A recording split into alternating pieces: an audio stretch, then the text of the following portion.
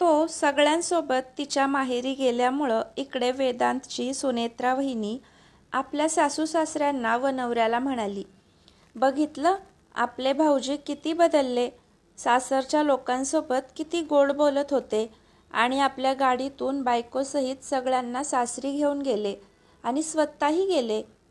निशिगंधानं हळूहळू बदल करणं सुरू केलं मात्र भाऊजींमध्ये. हो ना, हो, ती हसतच आपल्या नवऱ्याला सांगते. पण विनीतदादा काहीच बोलत नाही. तो त्याला पूर्ण ओळखतो. त्याला समजून येतं की ह्यामध्ये सुद्धा वेदांचा नक्कीच काहीतरी डाव असेल. त्याचा काहीतरी फायद्याशिवाय किंवा कारणाशिवाय तो सहजासहजी असं एवढं चांगलं कधीच वागत नाही. पण तो आपल्या बायकोला काहीच न सांगता फक्त हो असंच म्हणून आपल्या ड्युटीसाठी निघून जातो. सासू सासरे पण काहीतरी विचारात असतात. तिथं गेल्यानंतर वेदांत भारती आणि सार्थकला जवळ घेऊन बसला. त्यांना सगळ्या वस्तू दाखवल्या.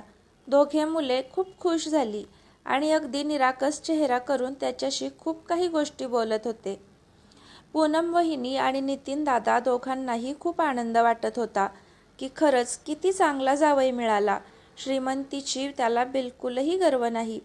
त्याच्याकडे कौतुकाने दोघे बघत होते. वेदांत म्हणाला, ये निशू, इकडे ये ना, आपण चौघं मिळून गाण्यांच्या भेंड्या खेळू. वहिनी, स्वयंपाक मात्र तुम्हीच करा. हिला स्वयंपाकाला मदतीला घेऊ नका बरं. कच्चा भात, पातळ डाळ, खारट भाजी, करपलेल्या पोळ्या कोण खाणार बुवा? इतक्यात वहिनी म्हणाली, अरे असं कसं जावई बापू, आमची निशू स्वयंपाकात एकदम परफेक्ट आहे. ती असं कसं करू शकते? वेदांत हसत म्हणाला, अहो वहिनी, थोडी मजा तर घेऊ द्या तिची. बघा तिच्या नाकावरचा राग, नाकाचा शेंडा किती लाल झाला आहे. अशी रागवली की खूप भारी दिसते यार, म्हणून मी तिला असं चिडवतो. वहिनीनं तिला हसतच कोपरखळी मारली. असं आहे का? असं म्हणून वहिनी पण तिची मजा घेऊ लागली. तिनं रागानं वेदांतकडे बघितलं. त्यानं तिला हळूच डोळा मिचकावला. ती मनात म्हणाली, अरे काय माणूस आहे यार हा, किती नाटकी आहे. माझ्या माहेरच्या परिवारासमोर हा इतका नाटक करतो आहे, काहीच कळत नाही. अशा परिस्थितीत कसं काय सांगू मी माझ्या दादा वहिनीला. अगोदरच त्यांना एवढ्या महागड्या वस्तू भेट देऊन त्यांना दबावाखाली घेतलं आहे. वरून किती नाटकं चालू आहेत.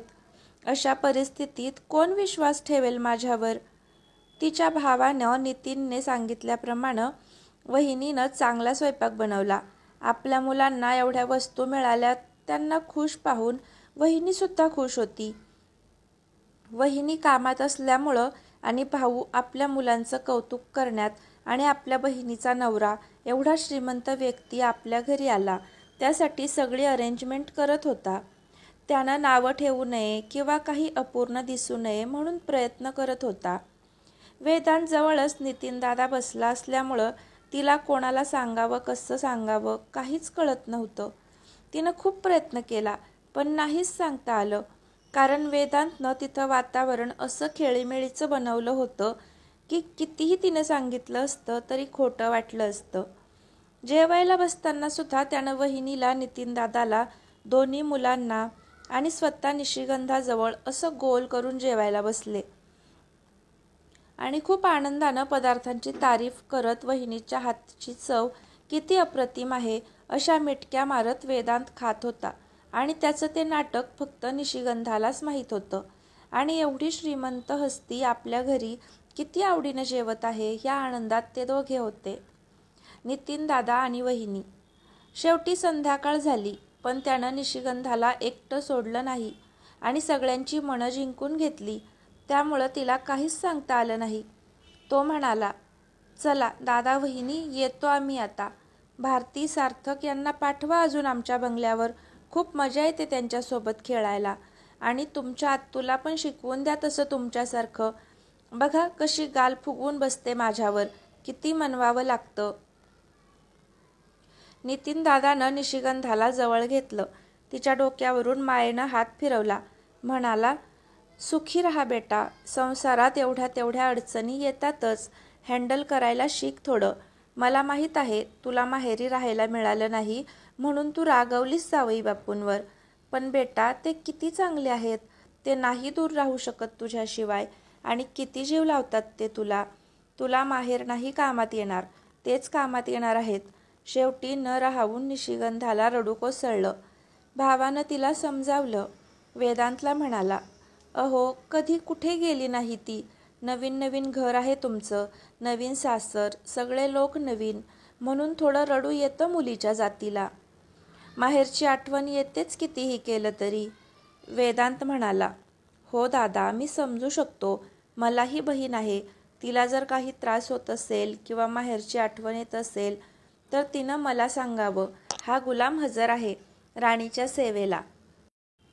तो हसतो आणि खाली वाकून तशीच ॲक्शन करतो निशिगंधापुढे. दादा वहिनी दोघे मुलं खूप हसायला लागतात. वहिनीला वाटतं खरंच जावई बापू किती मनमोकळे बोलतात आणि ही कशी तोंड फुगवून बसली, रुसून बसली. वहिनीनं त्यांच्यापासून थोडंसं दूर नेऊन तिला हळद कुंकू लावलं. दोघींनी एकमेकींना हळद कुंकू लावलं. वहिनीनं तिला नवी साडी चोळी माहेरवाशीण म्हणून दिली. एक सवाष्ण स्त्री म्हणून तिची ओटी भरली आणि हळूच तिच्या कानात सांगितलं की तुझा नवरा खूप चांगला आहे, सुखात राहशील, म्हणून असं तोंड उतरून राहत जाऊ नको नवऱ्यासोबत. त्यांना जेवढं खुश ठेवशील तेवढी तूही खुश राहशील. आपल्या बायकांचं कामच असतं ते. आणि नवऱ्याला खुश ठेवणं काही कठीण गोष्ट नाही. एक गोड स्माईलसुद्धा काफी आहे. म्हणून जा, सुखात राहा. तुला माहेर नाही कामात येणार, तुझा नवरा आणि सासरच कामात येणार. सासरच्या लोकांचं मन जिंकून घे आणि सगळ्यात जास्त वेदांत जावई बापूंचं. ओके. तिनं इकडे तिकडे बघितलं. वेदांत गाडीकडे गेला होता. तिला वाटलं आता तरी सांगू वहिनीला. ती म्हणाली, वहिनी मला काहीतरी सांगायचं आहे. पण तितक्यात वेदांतनं तिला आरोळी मारली. तो हसतच म्हणाला, अहो राणी सरकार, चला लवकर. आज दिवसभरापासून हॉटेलकडे गेलो नाही, जावं लागेल घरी गेल्याबरोबर. निशिगंधाचा तोंडातला शब्द तोंडातच राहिला. लगेच ती गाडीकडे गेली आणि ड्रायव्हर सीटजवळ त्याच्याजवळच बसली. वेदांतनं खिडकी बाहेर हात काढून सगळ्यांना बाय केलं आणि जाताना सांगितलं की सार्थक आणि भारतीला पाठवा, खूप मस्ती करायची बाकी आहे त्यांच्याशी. सगळे हसायला लागले. वेदांतनं गाडी स्टार्ट केली. पुढे जाऊन गाडी जोरात खड्ड्यात लोटली. ती एकदम सहज ढिल्या अंगानं बसली होती. तिचं डोकं जोरात पुढे आपटलं गेलं. तिनं डोक्याला हात लावला. तो मात्र काहीच बोलला नाही. पुढे मोकाट्यानं गाडी चालवू लागला. ती सुद्धा डोकं पकडून गप्प बसली. त्यानं तिचा मनगटामध्ये हात पकडला. हात जोराने दाबत म्हणाला, माझ्या चुगल्या सांगायचा बेत होता ना तुझ्या वहिनीजवळ आणि भावाजवळ, बोल. तिचं मनगट जोरात दाबल्यामुळं तिला खूप वेदना होत होत्या. डोक्याला लागल्यामुळं टेंगूळ आलं होतं. त्या वेदना वेगळ्याच होत्या. तिच्या डोळ्यात अश्रू आले. ती म्हणाली, अहो का मला एवढा त्रास देता तुम्ही. मी काय बिघडवलं आहे तुमचं. ती दीनवाणीपणे रडू लागली. तो म्हणाला, जो माझ्या एका शब्दानंही विरोधात जातो त्याला मी सोडत नाही. आणि खास करून तुझ्यासारख्या मुलींना. मी सांगितलं तसंच तू ऐकलं असतं तर तुला त्रास कमी झाला असता. पण कितीही सांगून नाही ऐकत तू माझं, तर तुझी चूक तुला महागात पडते. त्यात माझी काय चूक. तुझ्या भाऊ बहिणीजवळ सांगायचा प्रयत्न तू केला, पण मी सांभाळून घेतलं म्हणून तू वाचली. तू जर सांगितलं असतं तर तुझी खैर नसती. असं म्हणून त्यानं तिचा हात जोरात झटकला. मनगट दाबल्यामुळं वेदना होत होत्या आणि अजून जोरात हात झटकल्यामुळं तिच्या हाताला झटका बसला. तिला खूप रडायला आलं. पण काय करणार, तिच्या मनाची स्थिती खूप नाजूक झाली होती. इकडे आड तिकडे विहीर, तिला काहीच करता येत नव्हतं. तिनं मनात ठरवलं, घरी जाऊन कसंही करून सोनालीला कॉल करायचा. तीच आता काहीतरी उपाय सुचवेल, कारण तिलाच जास्त वेदांतबद्दल सगळं माहीत आहे. ते घरी आले. तिला घरी सोडल्यानंतर तो परत त्याच्या कामाला जाऊ लागला. मात्र तिला दम देऊन गेला की जर माझ्या विरुद्ध काहीही काम केलं तर तुझी खैर नाही. घरी आल्याबरोबर यशोदाने विचारलं, अरे वा वेदू बाळा, पहिल्यांदाच सासरी गेला होता, काय मिळालं तुला सासरकडून. वेदांत निशिगंधाकडं तिरपा कटाक्ष टाकून म्हणाला, मॉम भिकाऱ्यांकडून काय अपेक्षा ठेवायची? आणि या वेदांतला कोणीतरी काही देईल असा कोणी जन्माला आलेला नाहीये. मी माझा समर्थ आहे, कोणाची गरज नाही मला. हो, माझ्या अधिपत्याखाली जर कोणाला राहायचं असेल तर त्यांनी स्वतःला सांभाळून राहायचं, माझ्या मनासारखं वागून, माझ्या मनाविरुद्ध बिलकुल नाही. हे सगळं जास्त करून निशिगंधालाच बोलणं होतं त्याचं. पण तिला आता घाबरून चालणार नव्हतं. तिला स्वतःची सुटका किंवा स्वतःचं आयुष्य सुरक्षित करायचं होतं. तिनं सोनालीला कॉल केला. सोनाली तिथंच दिल्ली शहरात शिकत होती, हॉस्टेलमध्ये राहून. सोनाली बोलली, हॅलो निशी, अगं एवढ्या दिवसांनी कॉल करते आहेस, बोल कशी आहेस, काय चालू आहे तुझं, खुश आहेस ना तू, सगळं व्यवस्थित आहे ना, जीजू काय म्हणतात? निशिगंधा म्हणाली, अगं सोना, अगं मला वेळ नाही जास्त बोलायला, मला बोलू दे अगोदर, एवढे प्रश्न एकसाथ विचारू नकोस, तू फक्त माझं ऐकून घे, काहीच बोलू नकोस. सोनाली म्हणाली, ओके बोल तू. निशिगंधानं रडत रडत एकूण सगळी कहाणी तिला थोडक्यात सांगितली.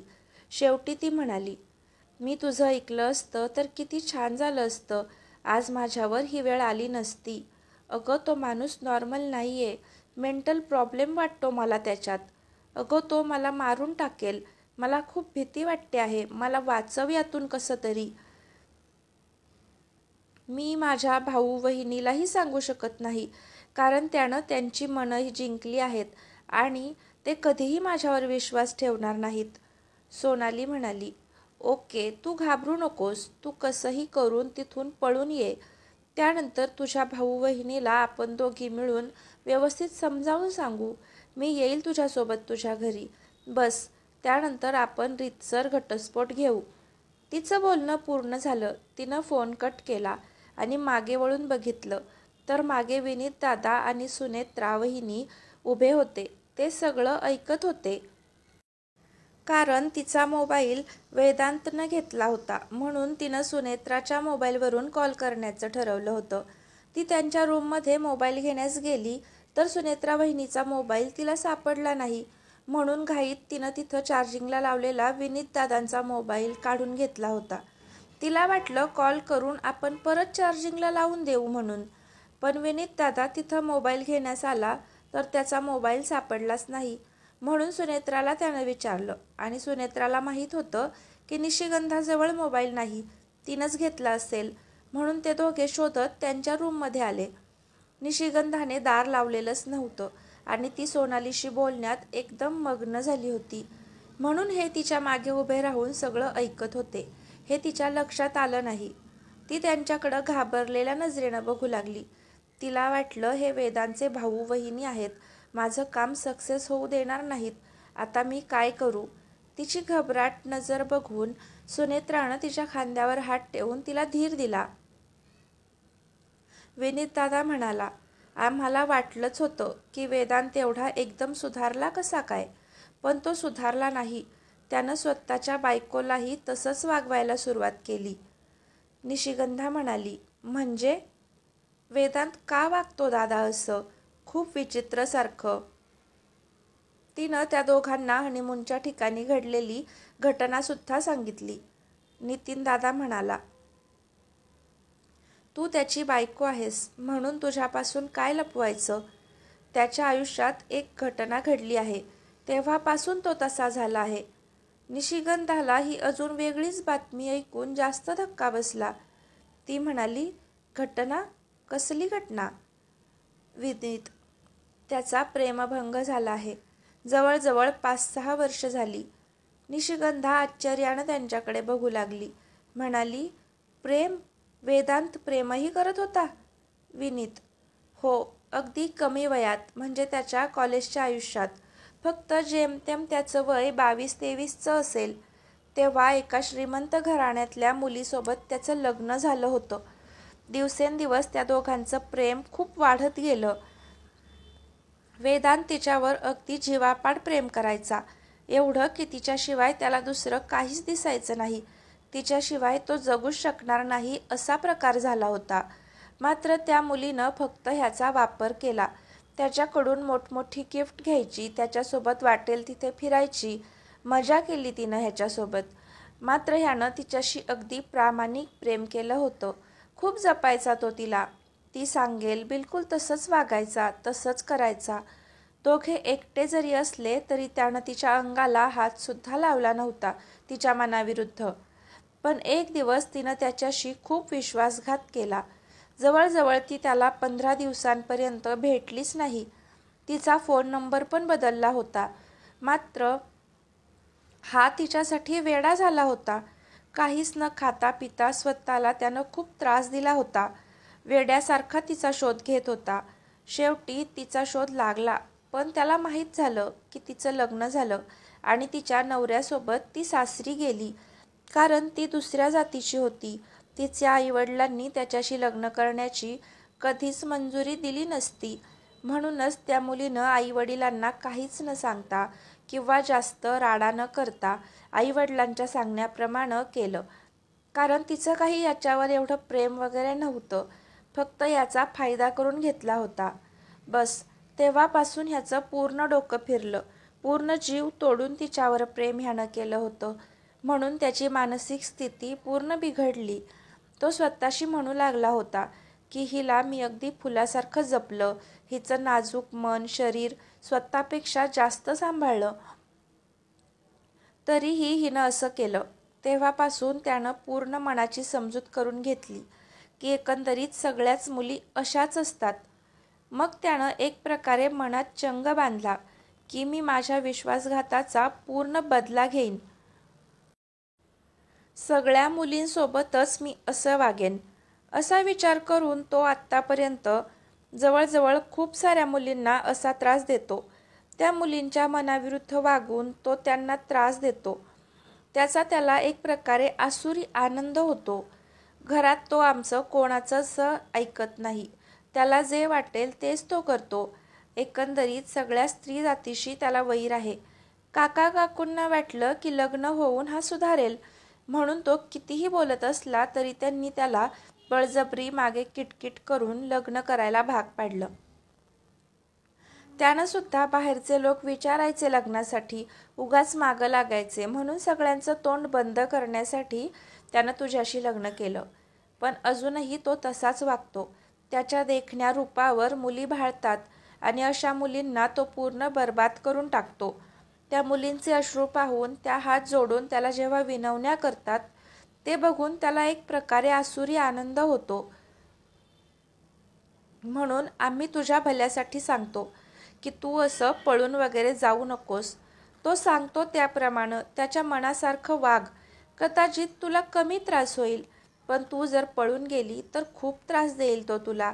बस थोडंसं त्याच्या मनाप्रमाणे वागून बघ. कदाचित सुधारला तर बरं होईल. नाहीतर पुढं जाऊन तुला त्याच्या विरुद्ध जाऊन काहीतरी कठीण पावलं उचलावीच लागतील. निशिगंधा म्हणाली. पण मी त्याच्या मनाविरुद्ध काहीच वागले नाही अजून. फक्त कोणाशी बोलली, काय बोलली ते आपल्या मनातही नसतं. त्याच्यावरून सुद्धा तो त्रास देतो. कुठली गोष्ट त्याच्या मनाविरुद्ध आहे हे आपल्याला कळत सुद्धा नाही. अगदी नॉर्मल गोष्टींसाठी सुद्धा तो खूप टॉर्चर करतो. मी अख्खं आयुष्य असं कसं काय जगू त्याच्यासोबत. विनीत म्हणाला. तुला त्रास देण्यामागचा एक हेतू आहे. तुझं त्याच्याशी हळदीच्या दिवशी लग्न मोडलं होतं त्यानं. तुला आठवत असेल. निशिगंधा म्हणाली. नाही, मला काहीच माहीत नाही. कधी मोडलं होतं लग्न. विनीत. जेव्हा त्याचा मित्र तुषार तुला सॉरी बोलला होता. हे त्याच्या मनाविरुद्ध होतं म्हणून त्याने लग्न मोडलं होतं. त्यानंतर कसं कसं झालं हे सगळं विनीतनं तिला सांगितलं. सोनालीला सगळं माहीत असल्यामुळं ती त्याचे आभार मानायला आली होती की माझ्या मैत्रिणीची सुटका झाली तुझ्यासारख्या नालायक माणसापासून. तर सोनालीला धडा शिकवण्यासाठी आणि लग्नाअगोदरच तू त्याच्या मनाविरुद्ध वागली होतीस म्हणून तुम्हा दोघींना धडा शिकवण्यासाठी त्यानं परत तुझ्या घरी येऊन तुझ्या घरवाल्यांची माफी मागून लग्न जोडून आणलं. त्याला माहीत होतं की या दोघींना तेव्हाच त्रास देता येईल जेव्हा तुला लग्न करून घरी आणणार तेव्हा. निशिगंधा रडू लागली. आता तर तिला तिचं संपूर्ण आयुष्य अंधारमय दिसू लागलं. तिला वाटलं, बाप रे, माझ्या मागे एवढं काही झालं, पण मला वहिनी, भाऊ, सोनाली यांना माहीत असून मला काहीच कसं सांगितलं नाही. त्या दोघांनी तिला समजावलं, धीर सोडू नको, तुला योग्य वाटेल तो निर्णय घे. तो रात्रभर घरी नव्हता. ती एकटीच तिच्या बेडरूममध्ये झोपली असता तिला रात्रभर झोप आली नाही. ती मनात विचार करू लागली, खरंच वेदांतचा असा स्वभाव होण्यात त्याचाही दोष म्हणता येणार नाही.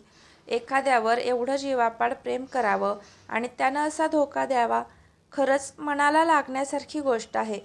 परंतु मान्य आहे, ती मुलगी खूप चुकीची वागली वेदांसोबत.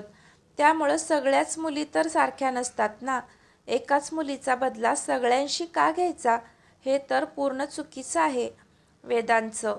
त्याला एका मुलीनं त्रास दिला, पण तो जवळजवळ खूप साऱ्या मुलींचं आयुष्य खराब करतो. आणि मी काय करत होते? त्याच्याशी तर चांगलंच वागत होते. मग मला का असा करतो तो? असे खूप सारे विचार निशिगंधाच्या मनात रात्रभर खेळत होते. त्याला एका मुलीकडून धोका मिळाला म्हणून तो जवळजवळ त्याच्या संपर्कात जी मुलगी आली तिच्याशी तो वाईट वागून बदला काढतो, तोही किती भयंकर पद्धतीनं. तिला प्रचंड चीड वाटू लागली आणि आत्ता तर तिला चक्क सोनालीची सुद्धा काळजी वाटू लागली होती. कारण सोनाली सुद्धा त्याला भेटली होती. त्याच्या वर्मावरच तिनं बोट ठेवलं होतं की तो किती वाईट माणूस आहे आणि लग्न मोडल्यामुळं माझ्या मैत्रिणीचं कसं भलं होईल हे तिनं त्याला कडक शब्दात सांगितलं होतं. पण तिच्या मनासारखं न होवो म्हणून त्यानं परत तिच्या घरातल्यांना हात जोडून माफी मागून घेतली होती आणि लग्न परत जोडून घेतलं होतं. सोनाली तेव्हा काहीच करू शकली नाही आणि एवढं तिला माहीतही नव्हतं. तिलाही वाटलं की निशिगंधा हुशार आहे. तिच्या प्रेमळ वागणुकीमुळं कदाचित तो बदलेल असंच तिलाही वाटलं होतं. हे सगळं निशिगंधाला आत्ता कळलं होतं. पण तिला दुसऱ्या क्षणात तिच्या वहिनीचं बोलणं आठवलं. नवरा कितीही कठीण असला, कशाही स्वभावाचा असला तरी आपण त्याला प्रेमानं जिंकून घेतलं पाहिजे. त्याला ज्या गोष्टी आवडतात तेच करायचं. जसं काही झालंच नाही अशा पद्धतीनं त्याच्याशी गोड बोलायचं. आम्हा बायकांचं जीवन नवऱ्यावरच सगळं अवलंबून असतं. तिला मात्र हे पटत नव्हतं. तरीही तिनं प्रयत्न करायचं ठरवलं. कदाचित आपलंही आयुष्य सुधारेल आणि वेदांत ज्या चुकीच्या मार्गानं जातो तो कदाचित सरळ होईल. तिला वाटलं, असंही आपण फसलोच आहोत तर बघू थोडा प्रयत्न करून. कदाचित माझ्या प्रेमानं तो सुधारेल. शेवटचा एक प्रयत्न करून बघू, असं तिनं मनाशी ठरवलं. पण या सगळ्या भानगडीत निशिगंधानं एक चूक मात्र नकळत केली होती. तिचा मोबाईल वेदांतजवळ होता. तिनं विनीत दादाच्या मोबाईलवरून सोनालीला फोन केला होता. तिने जे अर्जंट होतं ते सगळं सांगितलं. मात्र माझा फोन माझ्याजवळ नाही हे मात्र सांगायला विसरली. ती गोष्ट तिच्या मनात सुद्धा आली नाही. पण इकडे सोनालीला वाटलं, आपली मैत्रीण खूप दुःखात आहे, संकटात आहे. तिला कसंही करून त्या घरातून बाहेर काढावं आणि तिच्या माहेरी पोहोचून तिच्या भाऊ वहिनीजवळ हे सगळं सांगावं. तेच त्यातून काहीतरी निर्णय घेतील. म्हणून तिने परत सकाळी निशिगंधाला कॉल केला. तिच्याच नंबरवर, कारण निशिगंधाचा नंबर तिच्याजवळ होता. अगोदर तिनं त्यावर दोघांनी बातचीतसुद्धा केली होती. म्हणून तिला काहीच वाटलं नाही. तिला वाटलं की तिचा मोबाईल कदाचित चार्जिंगला लावला असेल किंवा बॅलन्स संपलं असेल. कारण तिची जवळची मैत्रीण, तिची सवय तिला माहीत होती. बॅलन्स जरी संपलं तरी 2-3 दिवसपर्यंत बॅलन्स टाकायचा कंटाळा यायचा. कधीकधी पूर्ण चार्जिंग संपलेली असायची. असंच काहीतरी प्रॉब्लेम असेल म्हणून तिनं दुसऱ्या मोबाईलनं कॉल केला. असंच सोनालीनं समजून घेतलं. मग आता तिनं जेव्हा निशिगंधाच्या मोबाईलवर कॉल केला तेव्हा तो कॉल वेदांतनं रिसीव्ह केला. ती खूप घाईत असल्यामुळं तिकडून हॅलोसुद्धा तिनं ऐकलं नाही आणि सोनालीचा फोन बघून स्मित करत त्यानंही लवकर हॅलो केलंच नाही. ती डायरेक्ट बोलायला लागली, निशी, तू कुठल्याही निमित्तानं बाहेर ये. कदाचित तब्येत बिघडण्याच्या निमित्तानं ये. तुझ्यासाठी टॅक्सी तयार ठेवेल. लगेच आपण जाऊ तुझ्या भावाकडं. कधी निघते आहे तू? मला कॉल कर लगेच बाहेर आली की. तिकडं निशिगंधा काहीच का बोलत नाही म्हणून सोनालीनं परत हॅलो निशी बोल ना, तू बोलत का नाहीस म्हणून पुन्हा आवाज दिला.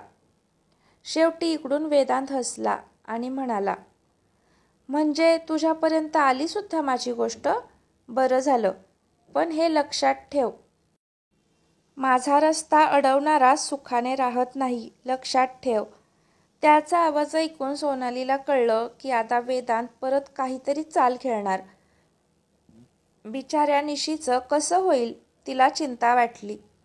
पण तिनं मनाशी ठरवलं, काहीही करून तिला ह्या दुष्ट चक्रव्यूहातून बाहेर काढूच आपण. तिनं पक्का निर्धार केला. यातलं निशिगंधाला काहीच माहीत नाही म्हणून तिला हे सगळं कळवावं या हेतूनं सोनालीनं तिला निशिगंधानं ज्या फोनवरून कॉल आला होता त्याच फोनवर परत कॉल तिनं केला.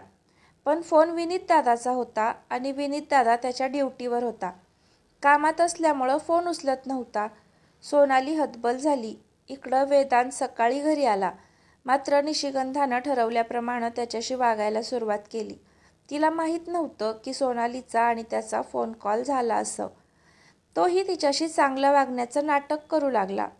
तो मनातल्या मनात म्हणाला की तिकडं सोनालीला फोन लावून सगळं फिक्स करून माझ्याशी किती गोड वागते आहे, जसं काही झालंच नाही. तोही तिच्याशी तसंच वागू लागला चांगलं.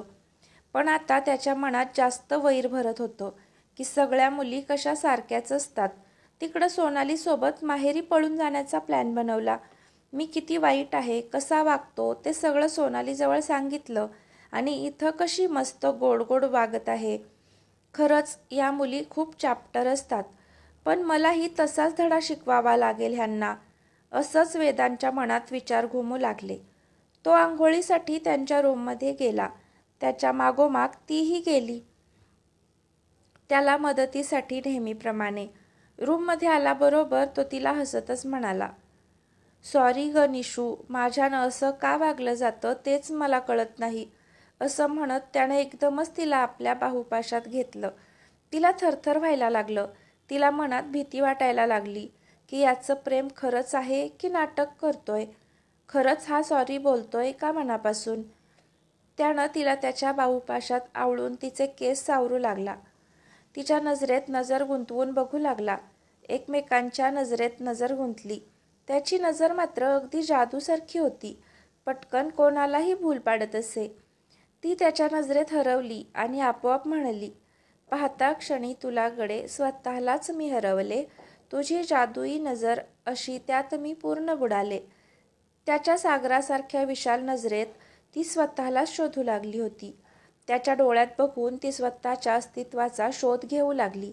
आपण कुठेतरी आहोत का ह्याच्या मनात, पण कुठेच तिला थांगपत्ता लागत नव्हता. तिला कळून चुकलं होतं की आपण ह्याला समजत होतो असा तो काही साधासुद्धा माणूस नाही. एक आग आहे, अशी आग जी पाण्यालाही जाळून टाकते. त्याच्या सानिध्यात जोही आला त्याला जाळून टाकणारा एक विशाल समुद्र आहे. त्यात प्रेमाचं जाळं पसरवून पूर्ण त्याच्याच हद्दीत करून घेणारा, एवढ्यापर्यंत की नवीन त्यातून सुटका नाही. त्याच्या मनाचा कितीही थांगपत्ता लावण्याचा प्रयत्न केला तरी लागू शकत नव्हता. त्याच्या मनात केव्हा काय येईल कोणीच सांगू शकत नव्हतं. त्याच्या रूपाची आणि बोलण्याची जादू, त्याचा रुबाब आणि ती त्याची नशिली नजर, आपोआप त्यात कोणतीही मुलगी सहज गुंतून कशी पडत असे हे तिला समजलं. त्याच नजरेत, बोलण्यात आणि त्याची ऐट, रुबाब ह्या सगळ्या गोष्टी बघून ती फसली होती. एवढी फसली होती की तिला त्याच्यापासून सुटका करून घेण्याचा मार्ग दिसतच नव्हता. मैत्रिणीनं, खास करून सोनलनं तिला पुन्हा पुन्हा सजग करून दिलं होतं, पण त्याच्या या अनोख्या स्टाईलला ती भुलली होती. म्हणून तिचं न ऐकता स्वतःच आता शिक्षा भोगत होती. सगळं सहन करत होती. तिला आता त्याची भीती वाटू लागली. त्यानं तिला मजबूत आपल्या बाहूत जखडलं होतं. हळूहळू तो तिच्या चेहऱ्याकडे त्याचे आसूसलेले ओठ आणू लागला. मात्र तिच्या मनाची घालमेल जबरदस्त झाली होती. तिच्या नजरेत तिला प्रेम दिसत नसून एक वेगळाच क्रूर हास्य दिसत होतं. ती थरथर करू लागली. त्याला घाबरू लागली. त्यानं तिच्या ओठांजवळ आपले तोंड आणलं आणि दातात करकचून तिचा ओठ पकडला. तिला बोलताही येईना, आरोळी मारता येईना. अगदी माशासारखी ती तडफडू लागली. शेवटी त्यानं तिला सोडलं. तिच्या ओठातून रक्त यायला लागलं होतं. तिच्या डोळ्यांना धारा लागल्या होत्या. तो हसतच म्हणाला, बघ, खरंच किती प्रेम करतो ना मी तुझ्यावर. पण तिच्या मनात आलं, तिला ओरडून त्याला सांगावं वाटत होतं की तू प्रेम नाही करत, एक रक्तपिपासू शैतान आहेस. पण तिच्यानं काहीच बोललं जात नव्हतं. ती प्रचंड थरथर कापत होती. रुमालानं तिनं आपले ओठ दाबून धरले. त्याच्या नजरेत आग होती. अगदी आग ओकल्याप्रमाणे तिच्याकडे तो बघत होता. शेवटी तो तिला तिच्या केसांच्या झिंजा हातात पकडून म्हणाला, माझ्या विरुद्ध षडयंत्र चाललं होतं आणि वरून मला असं दाखवते की किती प्रेम करते माझ्यावर. तुम्हा मुलींना मी चांगलंच ओळखलं आहे, म्हणून माझ्या विरुद्ध जाण्याचा प्रयत्न करू नकोस. किती वेळा बजावून सांगितलं तुला. पण मला काय करायचे, तुला तुझी स्वतःचीच पर्वा नाही. तुला तर स्पष्ट माहीत आहे की माझ्या विरुद्ध जाणाऱ्याला मी सुखानं सोडत नाही असं. दिवसेंदिवस वेदांचं क्रूर प्रकरण वाढत चाललं होतं आणि निशिगंधा त्याची रोजच शिकार होत होती. त्याचं दिवसेंदिवस क्रूर वागणं वाढत चाललं होतं. घरातले लोक म्हणजे विनीतदादा समजावण्याचा प्रयत्न करत असे कधीकधी, पण त्याचाच तो अपमान करायचा. आईबाबांचं तर ऐकतच नव्हता. घाबरून त्याचं निशिगंधा सगळं करायची. तरी कुठल्या ना कुठल्या गोष्टीवर तो तिच्या चुका काढून तिला ओरडतच असे. एक दिवस तर त्याने कहरच केला. निशिगंधाला त्याचा त्रास असह्य होऊन तिनं भावाला कॉल करण्याचा प्रयत्न केला, मात्र तेही त्याला सापडलं. एक दिवस तिनं पळून जाण्याचा प्रयत्न केला. कसंही करून भावाच्या घरापर्यंत पोहोचायचं. मात्र बाहेर पहारेकऱ्यानं त्याला कॉल करून सांगून दिलं, कारण पहारेकऱ्याला त्यानं धमकी दिली होती, जर तू इथं ड्युटीला असताना सुद्धा ती पळून गेली तर तुलाच मारून टाकीन. त्यामुळं घाबरून त्यानं सांगून टाकलं. अगोदर त्यानं तिच्या विनवण्या केल्या की प्लीज मॅडम, तुम्ही जाऊ नका. पण ती फार कंटाळली होती. ती म्हणाली, मला जायचंच आहे. त्याची मजल कुठपर्यंत जाऊ शकते हे तिला अजूनही माहीत नव्हतं. तिला वाटलं, मी माझ्या भावाच्या घरी जात आहे, तो काही करणार नाही, माझ्या मागे घ्यायला येईल, तेव्हा तोपर्यंत मी भावाला सगळं सांगेल. तिनेच पहारेकऱ्याला विनंती करून सांगितलं की मला जाऊ द्या. घरच्या लोकांना सुद्धा तिनं हातपाय जोडून इथून जाण्याची परवानगी मागितली. सासू परवानगी देत नव्हती, पण सासऱ्यानं नाविलाजानं सांगितलं की जा तू. विनीतला आणि तिच्या सासऱ्याला असं वाटलं की वेदांत हॉटेलमधून घरी येईपर्यंत ती तिच्या घरी पोहोचलेली असणार. मात्र त्याने पहारेकऱ्याला भरपूर पैसेही दिले होते आणि धमकावलं सुद्धा होतं. त्यानं लगेच कॉल करून सांगून दिलं. त्यानं गाडी काढली. ती नुकतीच स्टेशनवरून टॅक्सीला हात देत होती, पण इतक्यात याचीच गाडी तिथं पोहोचली आणि ह्याच्याच गाडीला तिनं हात केला, कारण तो स्वतः गाडी घेऊन गेला नव्हता. मित्राची गाडी त्यानं आणली होती आणि तिनं ते ओळखलं नव्हतं. त्यानं चेहऱ्याला गॉगल आणि डोक्यावर टोपी घातल्यामुळं ओळखू येत नव्हता आणि ड्रायव्हरशी तिला काय मतलब म्हणून तिनं व्यवस्थित बघितलं पण नव्हतं. तिनं घाईघाईनं पत्ता सांगितला. त्यानं गाडी स्टार्ट केली, पण हे काय, गाडी तर उलट दिशेला फिरली, वेदांच्या घराकडेच. तिच्या लक्षात येताच ती म्हणाली, अहो इकडे कुठे, मी तुम्हाला मला पत्ता सांगितला तो इकडे नाही. तो तिच्याकडे न बघताच म्हणाला, जिथं तुम्हाला राहायला पाहिजे तिथंच मी घेऊन जातो आहे मॅडम. तिला आवाज ओळखीचा वाटला. ती घाबरत म्हणाली, काय? त्यानं तिच्याकडे तोंड फिरवलं, टोपी आणि गॉगल काढला आणि तिला पाहून डोळा मारला. त्याला बघताच तिच्या अंगावर सरसरून काटा आला. आता आपलं काही खरं नाही. कसं होईल आपलं आता? ती प्रचंड घाबरली. म्हणाली, अहो मला घरी जाऊ द्या प्लीज. तो काहीच न बोलता अगदी दाट ओठ खाऊन गाडी चालवत होता. घरी आल्याबरोबर तिला ओढतच तो त्याच्या रूममध्ये घेऊन गेला. घरचे सगळे लोक त्याला विनवणी करत होते, अरे असं करू नकोस. पण तो परत त्यांच्यावरही ओरडला. कोणाचंही न ऐकता तो सरळ त्याच्या रूममध्ये गेला. रात्रीची वेळ होती. त्यानं तिला पकडलं आणि हातपाय बांधून सोफ्यावर लोळवलं, जेणेकरून ती तो झोपल्यावर कॉल करणार नाही, इथून सुटण्याचा कुठलाही प्रयत्न करणार नाही त्यासाठी. तो शांत झोपी गेला, पण तिला खूप त्रास होत होता. अगदी फिट बांधल्यामुळं मनगट दुखत होती, हातपाय अखडल्यामुळं खूप त्रास होत होता. ती एकसारखं रडत होती. तिला आपल्या लग्नापूर्वीचं चांगलं आयुष्याची खूप आठवण येत होती. शेवटी तिनं पक्क ठरवलं, कसंही करून आपण आज रात्रीच इथून स्वतःची सुटका करायची, मेले तरी चालेल. असंही त्याच्या हाताखाली दररोज मरण यातना भोगत आहेच, त्यापेक्षा कशाही पद्धतीनं मेलो तर काय फरक पडणार, पण त्याच्यापासून सुटका होईल तर बरंच. असं म्हणून तिनं रात्रभर प्रयत्न केला. शेवटी तिला तिथेच लायटर दिसलं. म्हणजे तो सिगारेटसुद्धा पित होता हे तिला आत्ता माहीत पडलं. दारू पितोय याचा अर्थ सिगारेट पिणारच, त्यात काय नवल. पण तिच्यासमोर पिताना तिनं अजून बघितलं नव्हतं.